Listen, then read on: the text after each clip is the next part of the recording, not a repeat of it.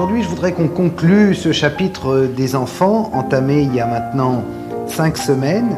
Je voudrais qu'on parle des enfants qui ont tendance à se marginaliser à la puberté, à avoir des idées suicidaires. Qu'est-ce que peut faire un parent catholique? Alors ça, évidemment, c'est le drame. Parce qu'il est certain qu'on ne peut agir qu'au cas par cas.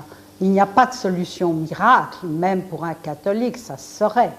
Mais un catholique doit d'abord, évidemment, être à l'écoute de son enfant, prier et demander à l'Esprit Saint de l'éclairer du dedans pour l'aider. Et alors, selon le cas, qu'il se drogue, qu'il ait des idées suicidaires, qu'il fasse telle ou telle bêtise très grave, il ne faut jamais se décourager et il faut aider son enfant, ça c'est certain. Mais on ne peut pas donner de recettes, bien entendu. Donc en fait, il ne faut pas le juger, il vaut mieux prier, c'est ça que tu penses? Il ne faut pas le juger, il ne faut pas le rejeter, il faut l'aider, il faut être là, il faut prier, mais pas seulement. Il faut prier pour demander à l'Esprit de nous éclairer.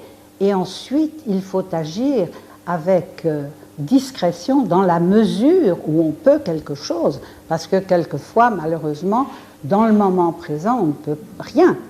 Mais souvent, on peut, à la longue, le sauver. Alors, à part la prière, il y a peut-être aussi le choix de l'école qui joue. C'est très important. Il faut que les parents choisissent bien les écoles où ils mettent leurs enfants. Parce que les enfants en resteront marqués toute leur vie. Quelquefois, quand ils y sont, ils s'opposent à leurs éducateurs, aux prêtres.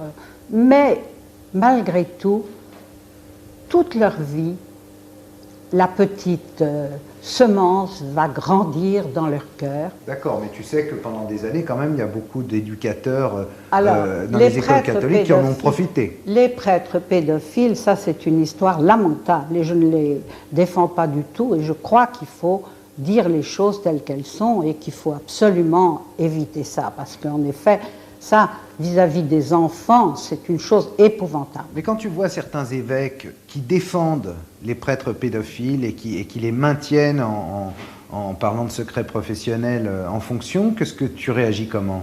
Oh, je trouve que c'est épouvantable. Ça, j'ai beaucoup souffert de ces histoires parce que qu'il y ait des prêtres pédophiles, c'est déjà vraiment une honte pour l'Église. Certes, la chair est faible, mais si l'évêque le sait, en dehors même du secret de la confession, puisque c'était le cas, qu'il soutienne, défende ou ne déplace pas loin des enfants définitivement un tel prêtre, ça me paraît très important, très douloureux. Et à ce propos, je suis heureuse qu'à côté des prêtres voués entièrement au service de Dieu dans le célibat, il y ait maintenant une série de diacres également préposés au service de Dieu et des frères, mais qui puissent être mariés, avoir une famille, avoir l'exemple